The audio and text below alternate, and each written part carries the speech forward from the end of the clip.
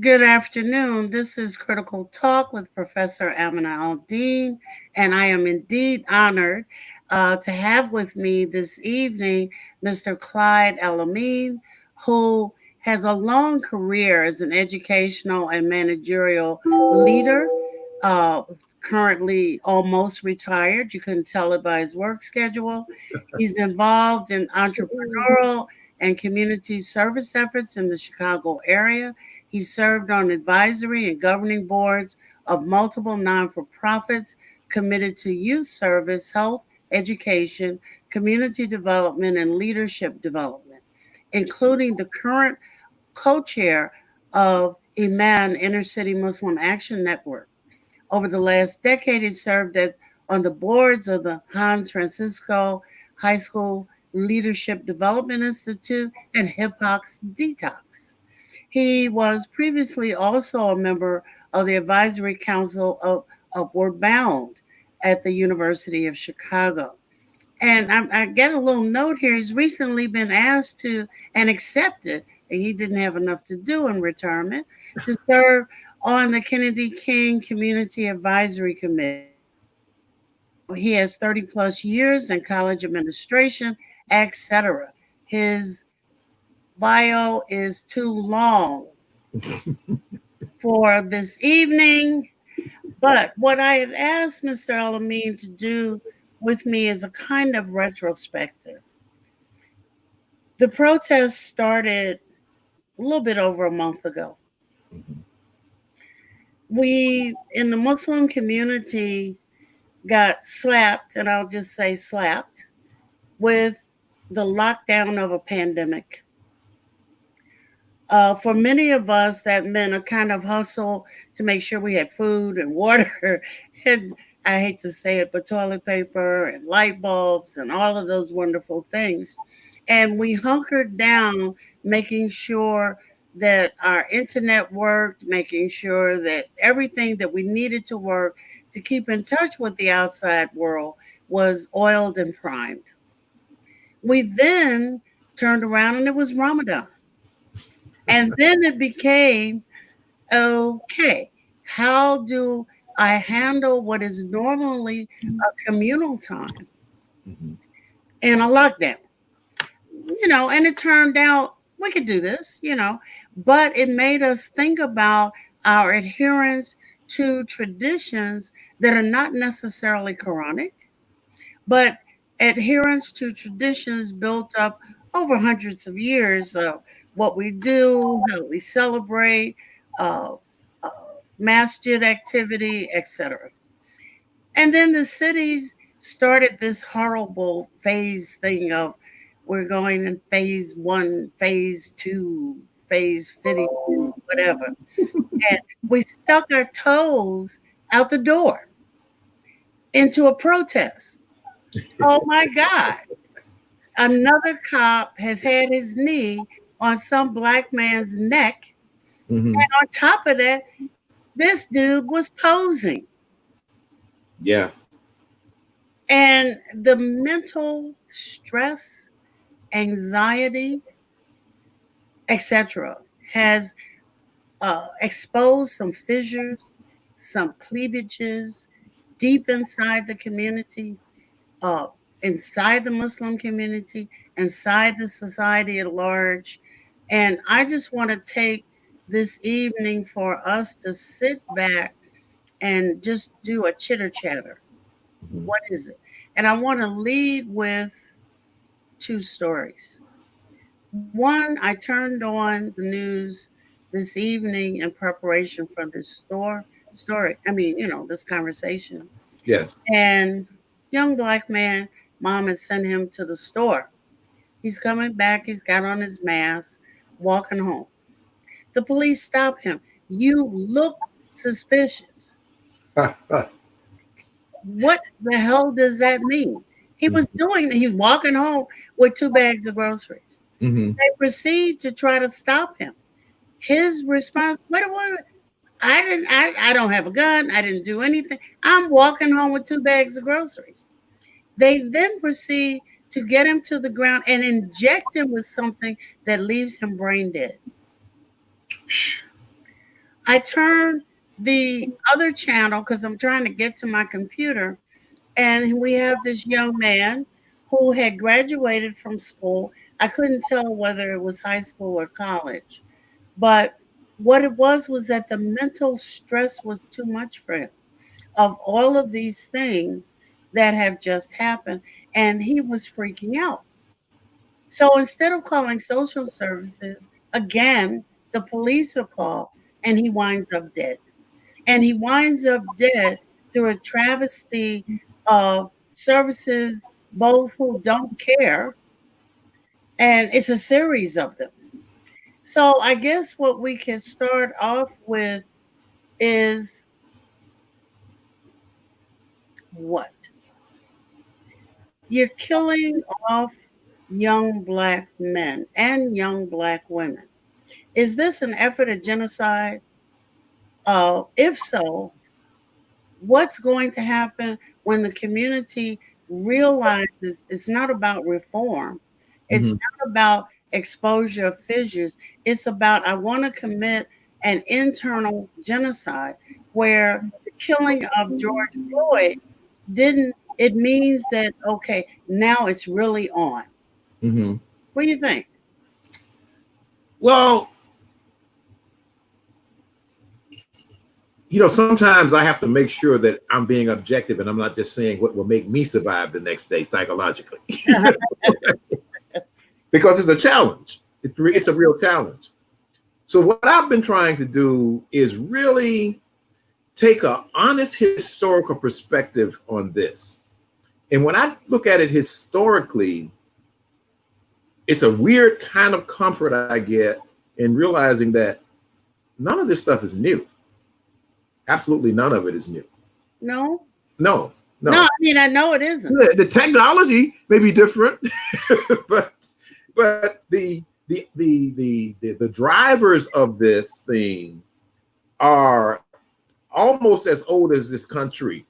Yes. They certainly are as old as from the going back to the date that this country first decided that they were going to invent this thing called white people and black people, which Yes. gets around the Mhm. 1680s, and of Mhm. course slavery. Right. Uh, this won't ever stop until people with power. Several things have to happen. I think people who have power have to realize not only how much they need us, because they always needed us. You know, we were always appreciated for what we added to the bottom line of people with power. What they don't understand is that they can't have us the way they had us before. They need us now, but they can't have us the way they had us before. The part of that dynamic that I think nobody talks about is how that changing dynamic affects another group of people who they have always fooled into being instruments of the folks with power against us. And that's the poor white people, the marginal white people, the working class white people, Mm. because they have no identity beyond that identity of being the people, the instruments for the suppression of black people. And that's how they find their dignity. It's a sick and psychopathic way, but it's a socially common way that they find identity. And they're going to always need some kind of identity, just like we do. But nobody wants to talk about the fact that these white people are really sick. They're really sick. People who need to do what this policeman did, they're sick. It's I mean it's as clinical as anything, anything you could define in the American Psychological Association's dictionary of psychological, you know, conditions. It's there. I mean, it's really there. We just don't talk. We don't want to call it what it is because it doesn't fit what has held the society up for so long. But Mm. that is simply what it is. They have no identity, and somebody needs to attend to them. It can't be us. Yeah. But their illness for which, and they do often claim it in courts across the land. It, Mm-hmm. I had a temporary mental breakdown, the stress of whatever, I had manic depression. They will get a treatment, but the person that they acted on the kid is dead. The Mhm. young man or Right. middle-aged man is dead. But there's some other fissures that are constantly opening up Mhm. in a city. And you know Chicago like the back of your hand. I don't. I try not to. Um, I did find out that there were, I think it was the number was between 13 and 17,000 homes that don't have any running water. I found out that some folk are living in houses where the ceilings are collapsing and the mold and mildew, etc., Mhm. making children chronic asthmatics. Yeah. Therefore, you have little kids who start out, I can't breathe. Parents who it's not just, well, go get an inhaler. You have to get to see the doctor to get an inhaler. And now medicine is so fractured that you need to see a pulmonary specialist. A lot Mhm. of specialists don't take Medicaid. Right. So now, where is this mom? She has to wait until this kid has an attack, pray that he doesn't die, rush into an emergency room if there happens to be a community hospital in their area, right? Or a community health center or something to get some care. And most of the community health centers close at what, 5, 6 o'clock. Yeah.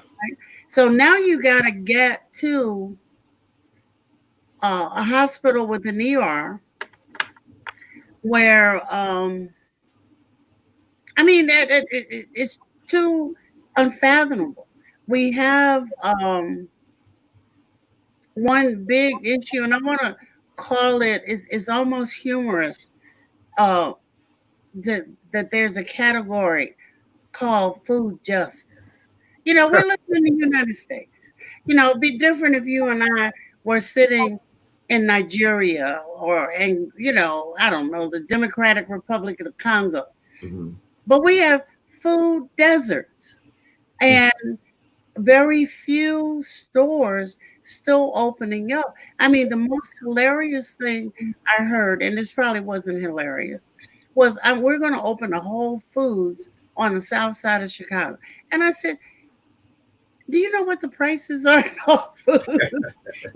What are you going to give them? The remnants of the Whole Food produce from other places? Well, Whole Foods does their research. They have a tremendous research arm, and Correct me, please. yeah, and they know that the demographics of Chicago are not nearly as simplistic as you would think from I watching the know. news. Yeah. Okay, Yeah. so they know that when they put a Whole Foods on 63rd and Halsted, and I know that area. I spent most of my waking hours over there for 22 years when I was at Kennedy King College. Uh, They know that they've already got customers coming from Chatham, uh, okay. Okay. and they got customers coming from even some of the areas in the far 90s where you have a spottings of middle class, people, Yeah. and those people can go to. They also have about.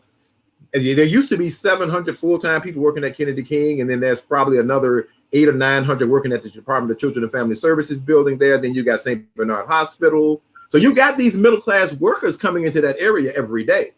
So they've already studied where their customer base is going to come from before they put that Whole Foods there. So, but what did the pandemic do? The pandemic didn't do probably anything to that Whole Foods that it didn't do to others. I mean, Oh, okay. yeah, Okay. those people are still those people.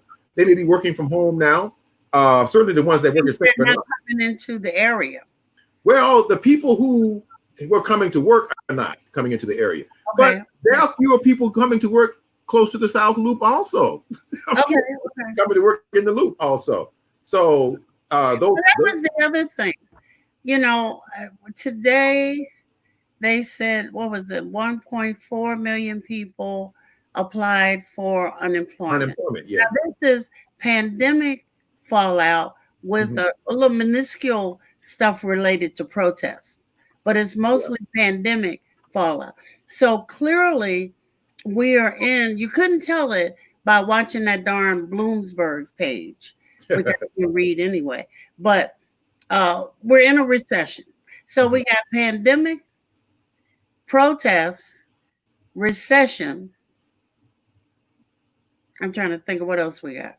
Uh, the unveiling of the fissures in society and a pushback which results in more murder of African Americans, Latino Americans on the streets.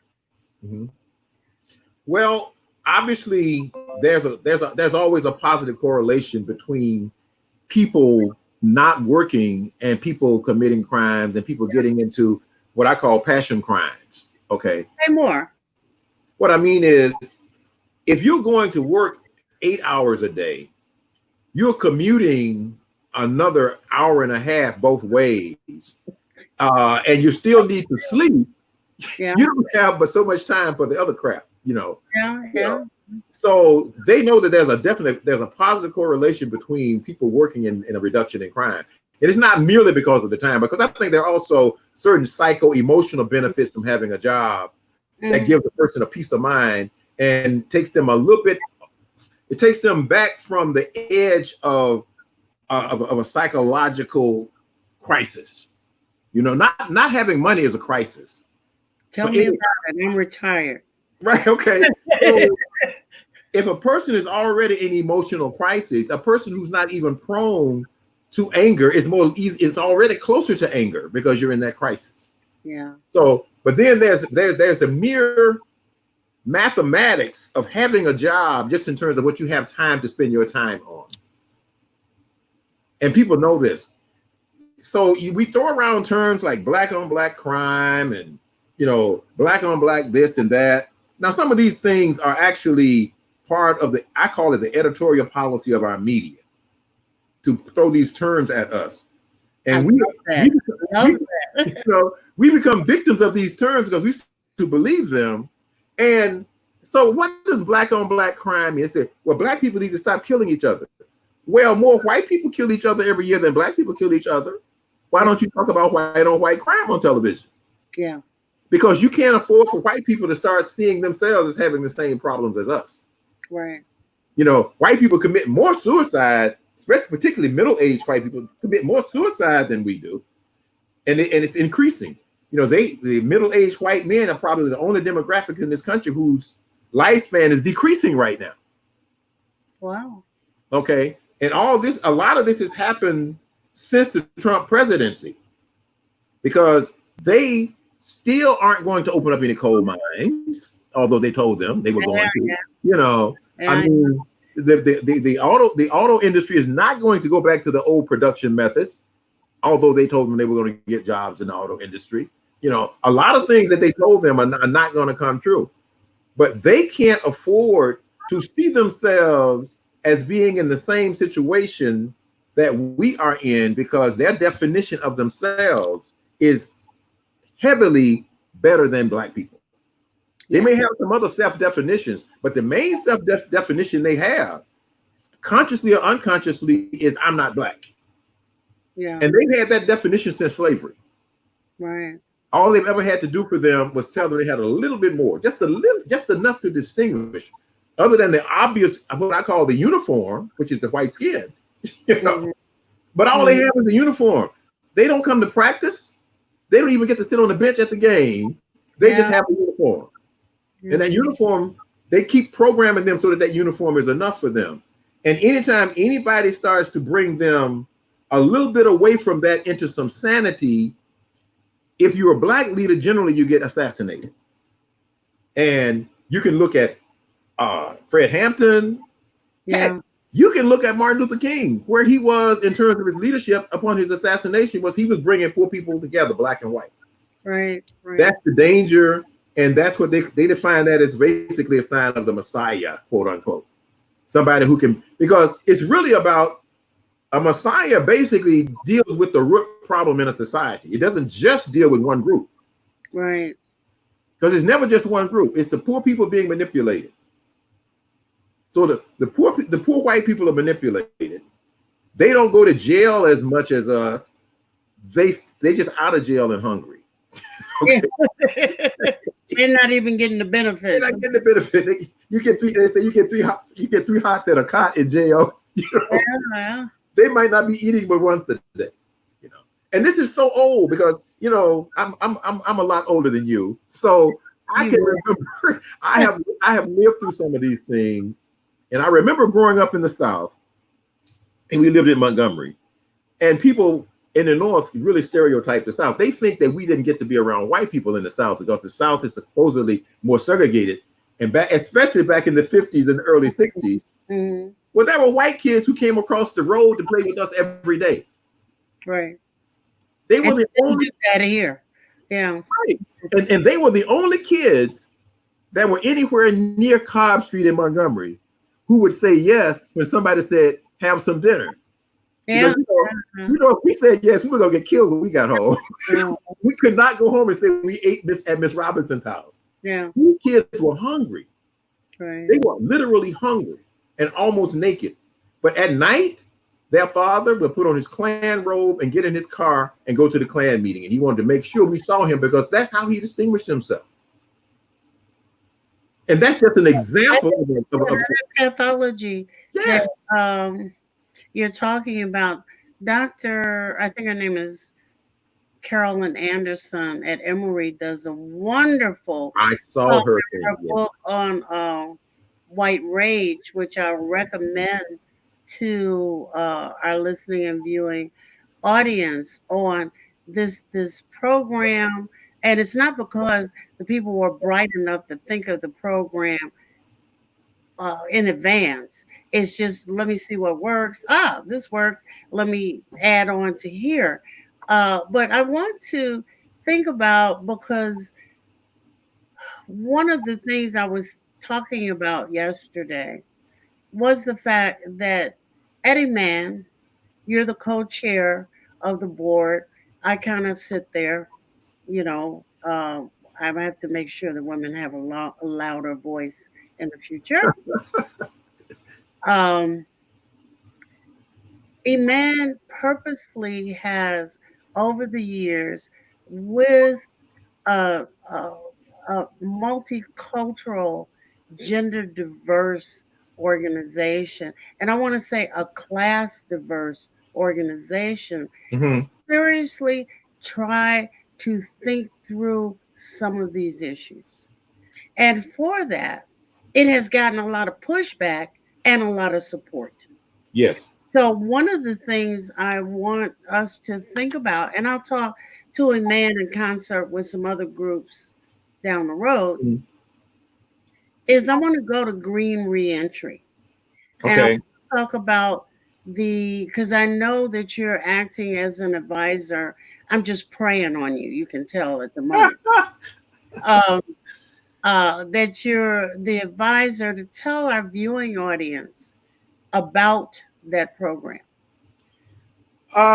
Green reentry is really, I think the key term there is reentry now. The key term used to be green, but it's really just a little bit. There you go. It's reentry.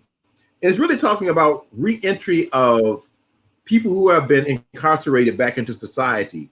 But I think somewhat geniusly, Iman has put a mentoring component in there where the young men who have not necessarily have not been incarcerated yet are mentored by men who have, because those men are probably the people who are most qualified to convince them that that's not what they want to do. Okay. Right. I don't have that quote unquote credibility with them because they think I've always been a middle class guy, highly educated, etc. They don't know that we might have, things might have been as lean in my house as they are in their house when I was coming up. So I don't expect them to believe that. I think that was a genius move to do that because empathy is really important in influencing anybody. And respect is also important in influencing anybody. And there's basically, for the adults, the concept is you don't just have people coming out of prison. You have them coming out of prison into a support system. And I think one of the most important parts of that support system is leaning on each other, Right. because if there's not an element of self-help in anything that you do for somebody, to me, as far as I'm concerned, there's also not an element of longevity. That's true. Because if a person doesn't come out of a program with a new definition, a new perception of themselves as being able to affect their own fate, their own future, and an identity that is consistent with that, it doesn't matter what you've done for them. Mm. Because they are very susceptible to fall back to that other sense of who they are. So that's me. I think Rami would agree with me. I didn't ask him if I could come out and be a spokesman for Green Reentry tonight, but I hope he'll say that I'm on target. Yeah, but how actually, so our audience knows exactly how it works. Okay, they have there's a home like setting, group home setting. And that term sounds so clinical, but that's kind of what it is. If it works, it's good. Because they really home is really formed by the group of guys and Okay. their connections with each other. Mhm. It's not really formed by the building. We just provide that for them, provide other things too that help to minimize the onslaught of some of the things that send people back, like not having a job, not having a place to stay, not knowing how you're going to eat, not having people who really reaffirm their perception of your dignity every day. I think that's just as important as all the Boundaries concrete things are that I mentioned. so critical. Absolutely. Yeah. Absolutely. Because these are intelligent people. These people are people who got stopped by the police, and maybe at the time they got stopped by the police, maybe that was the night he had not met his quota. Right. This is what happens. People don't want to admit that, Yeah. but it is what happens. Long before I heard of Iman, I worked in a juvenile delinquency intervention program on the west side of Chicago. And we basically were counselors for these young men. And I saw them haul these young men into juvenile court. And the first thing they wanted them to do was to plead guilty. Yes. And I'm saying, well, you didn't do anything. Why should you plead guilty? Right. Don't plead guilty. It's not going to be any worse. You're a juvenile. They're not going to keep you for so long anyway if they take you to jail. Don't plead guilty. Mhm. So this starts at a very young age for these people. And some nights the police merely they weren't busy that night. Okay. Uh-huh. Okay. And Something to do. yeah, and there are informal quotas. They may not be called quotas, but you got to put something on that sheet in terms of what you did. Yeah. So you're a policeman and you're working in Austin on the west side of Chicago, and nobody did anything to provoke you. Do you really think you're going to go back into the station and say, well, nothing happened and Yeah. it's going to be all right? Yeah. You're really not going to do that too many nights in a row. Yeah. That's true. So there is a culture or a system in the police department that rewards arresting and I would say creating records on Black men. Yeah. I've been stopped by the police. There are 3 times that I really remember because they stand out, but I certainly been stopped more than 3 times. Mhm. And if I wasn't psychologically equipped to deal with them, and I mean dealing with their psychology, I probably would have been arrested. It wasn't my psychology I had to deal with. I had to deal with their psychology. But how many people learn that? Yeah. You know, And after a while, you get tired. you just get tired. You do get tired. Overwhelmingly tired. I want to go to one of the things we found out in the instance with George Floyd was that the store he had gone into with this counterfeit $20 bill, if it was counterfeit, not knowing how he got it because counterfeit money passes through the society all the time. That's another way of laundering money. That's right. He Yeah. goes in, and the store is sitting in the midst of a black neighborhood, but Mhm. it has a protocol. If they sneeze the wrong way, call the police. Yes. Now, one of the things that was said, they never went back to it, but was that The police have been called in previous instances. The police, escort the rowdy out of the store or whatever. And the police go on, and whoever it was goes on, because usually it was minor stuff. In this instance, the man leaves. He's obviously not rowdy because they don't have to drag him out of the store, and he goes back to his car. But what came up was the issue of immigrant Muslims having, and this has been a problem for a very long time, Mm-hmm. making their living off of poor black and brown communities, not living in the community, not having that thing you just talked about, empathy for those who live there, not working. And this is not all of them, of course, because there's some Right. who have busted their buns to make sure that the community knows them. And the store owners and managers know these black and brown kids by their name. And I know your mother. And if your mother knew you were doing X, Y, and Z, she would do PQ&R, right? Mm-hmm. So, but we have a kind of recalcitrant group who lives there, makes their money off the people, goes home, Mm-hmm. who have developed policies that are not in any shape or form neighborly. Mm-hmm. Iman has a program where we deal with the corner store owner. And sometimes that corner store owner is black Mm-hmm. or brown, Right. But Right. for the Muslim community, it has become a thing of the immigrant Mm-hmm. in the neighborhood. Mm-hmm. Talk about our program. Well, the corner store, I think there are several things. The corner store can be an instrument for solving some of the problems that the community has in terms of food access, Yes. fresh produce.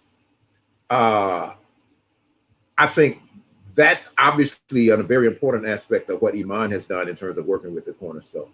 I think the other thing that they've done is worked on relationship building and getting at some of those things that you talked about in terms of getting around perceptions that the store owners have of the community and that the community may have of the store owner also. You know, Yeah. those are I Well, won't say they're natural. why would you put your entrepreneurial feet in a community that you despise? I have an answer for that Okay. because you can't put your entrepreneurial feet in anybody else's. Ah. It's real simple. Well, that was quick. Yeah. Right. I mean, they're not the only ones that do it. I mean, Uh, it's the most available consumer market in the country that has not already been taken up by people who may give you some pushback. Koreans have done that too. You know, they've just done it more with restaurants, etc. Yeah. Maybe cleaners, because the stores, the food stores, that's not their thing. But they've done it. I would say the corner store owners, the Middle Eastern, I say, because they're not all Arabs, corner store owners, right. has certainly gotten more of a reputation. But the same thing happens in the gas stations. I think a lot of people in the community, they can't distinguish a person from India from a person from Pakistan, from a person from Palestine.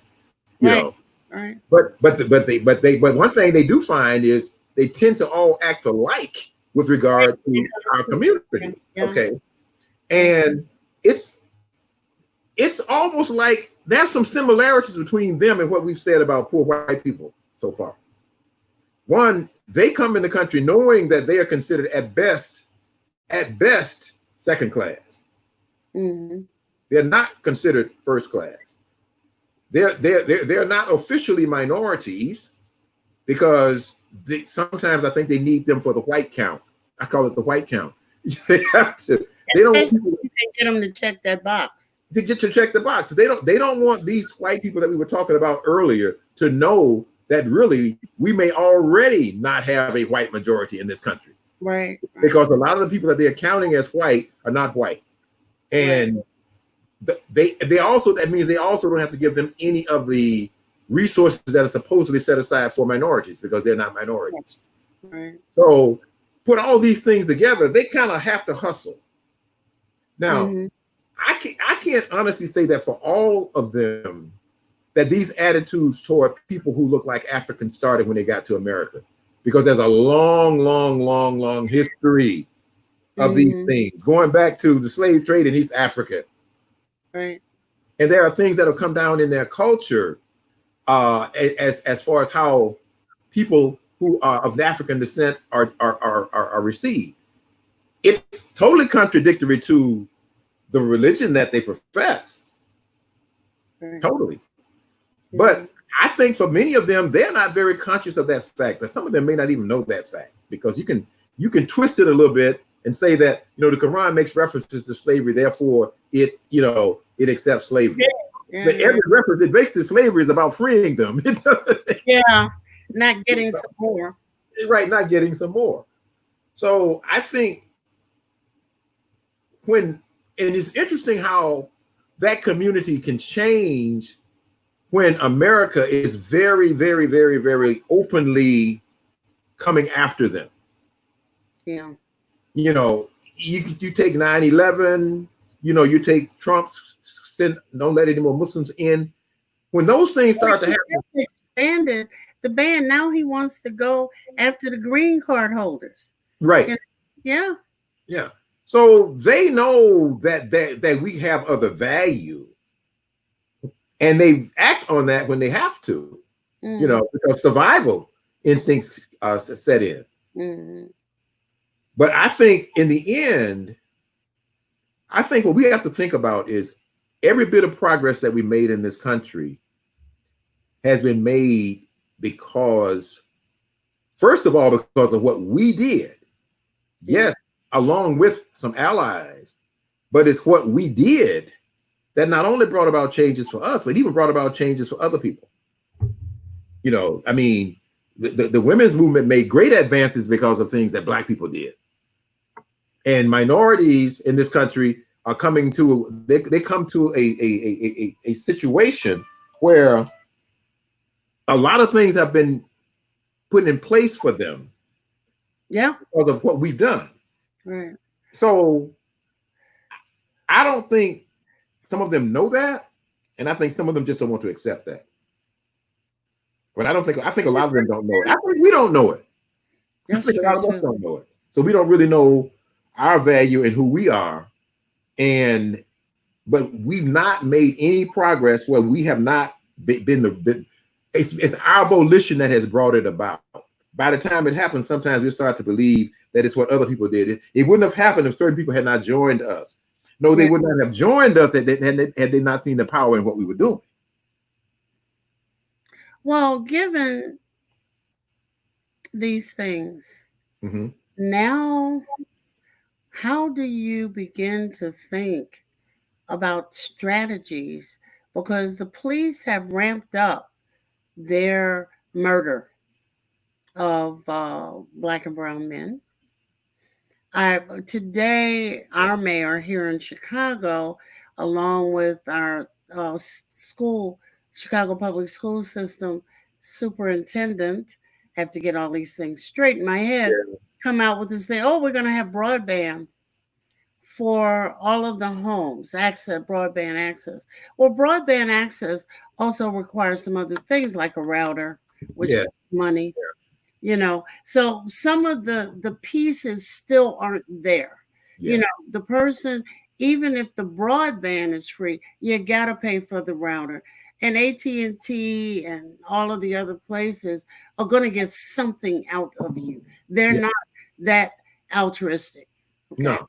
So now I have a mom who, okay, you give my kid a tablet, but if we're hungry, the tablet is going to the pawn shop Mm-hmm. amongst other disposable things Mm-hmm. because I got to feed you. It doesn't matter if you can get online if we're really hungry.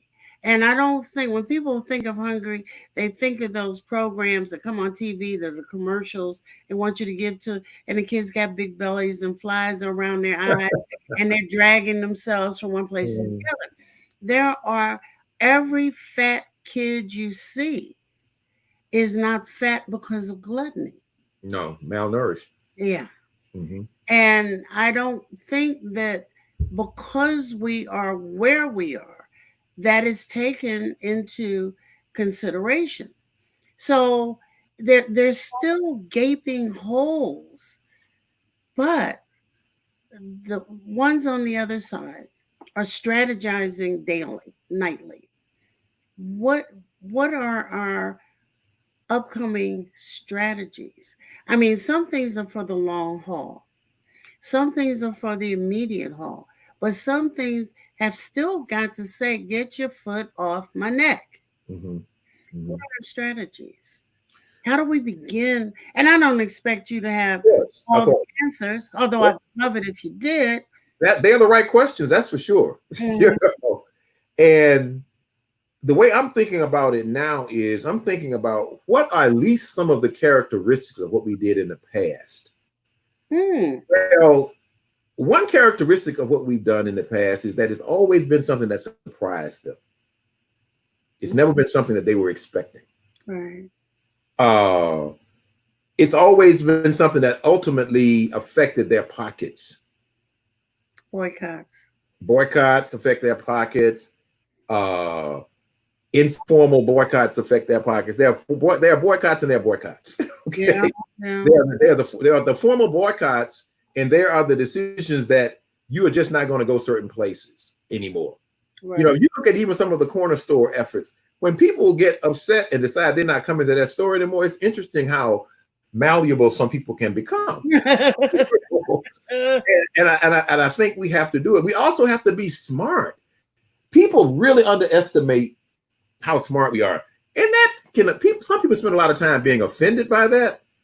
But when you're talking about fighting, sometimes you want people to think you're not as smart as you are Yeah, because they don't you they, too. you know they don't know what you're going to do next. Right. And I think back on the civil rights movement, and one of the things I bring up, I like to mention the civil rights movement. I like to mention something on the other side of the ledger that's not generally called civil rights. Civil rights movement. I remember the civil rights movement kicked off when television was about at the same point of concentration as the internet is now. That's true. Yes. Wow. And All of that. people, I was just lucky to be living in Montgomery. Okay, blessed to be living in Montgomery. So Oh, you get a little bit of, you get a few hints about how people are thinking. And these are smart people. Look, people think we survived slavery just because white people didn't kill us. We survived slavery because we were smart. yeah. Okay. Uh, the bus boycott was orchestrated with television in mind. It Mm, wasn't just emotional. yeah. The struggle in Birmingham was orchestrated. It was a very, very conscious media strategy all the time. It wasn't that the kids just got so mad one day they decided they were going to bust out of their classrooms and come out there and meet the dogs. Right. That was Okay. a media strategy. Mm, The media had decided we're giving them too much coverage. We're going to pull back. King and his group decided we got to do something to get the media to come back because that's what was causing us to make the progress. The thing they decided to do was to get the kids out. There's mm, no way television was going to be able to resist those kids mm-hmm. and them coming with those dogs. Right. Now, there might have been a couple of dog bites, but Right. there certainly weren't many if there were any at all because they taught the kids what to do. Mm-hmm. But the main thing was, how do we get this media strategy? This is our media strategy because we need attention on us. Right. And I'm not saying we do exactly that thing. I'm saying we think like they thought. Right. And then that was I call it that was the false division that people saw in the movement. They looked over here and saw the militants and then they saw the civil rights people over here, you know, they saw the Nation of Islam over here, and which made the other people look much more attractive to them. That's You know, and look, nobody, I don't think Elijah Muhammad ever thought they were going to give him 7 or 8 states, mm. but I figured he thought he'd get some farmland out of the deal. Yeah. Yeah. He did get some farmland out of And the deal. You know, yeah. so we have to realize that we have to never get so emotional that we forget to be smart. Yeah. Because in the end, it's a strategic thing. It's not Yeah. an emotional thing. Yeah. So those are the things I say we have to always fall back on, because those are the things that have gotten us through. Now, not without trusting Allah, not without knowing Allah, even if we didn't call him Allah at the time. Mm-hmm. It's this, the spiritual thing has always been there. It's always carried us through. Right. You know, and we have to understand that that's a part of who we are too. You know, it's a part of who the people that we're trying to appeal to are. You know, it appeals to Black people respond, even if they never go to church, if they never go to the mosque. But Yeah. also good white people respond too, people who still have their moral core. Yeah. Even some of the ones that are caught up in this whole thing who have done some terrible things. Right. You know, it doesn't mean that they are morally dead. It just means they may be morally asleep. You know, we have to be smart. That's the bottom line. And So understand that we come from smart people. is that we kind of mine the past for cues, for strategies for the present and the future. Yes. Um, but that's not difficult to do because most of us lived through or, you know, got it handed with our mother's milk, those watershed events. Uh, Yes. that we get on about the business of mining that past for cues in a hurry because the young people are going to get frustrated and they're getting more frustrated every day. I mean, all over the country, these murders. I mean, George Floyd was like, "Oh, you want to see if I can kill a black man? Let me show you." Mm-hmm. I Mm-hmm. expect to see, the Southern Poverty Law Center had a report that talked about how in some places half of the police force are members of the Ku Klux Klan. And that's not just in the South. I know in the North. Um, and it's societal terror of the worst kind. Yes. You know, because you can almost see it coming, but it's so darn arbitrary. You don't know when it's coming. Mm-hmm.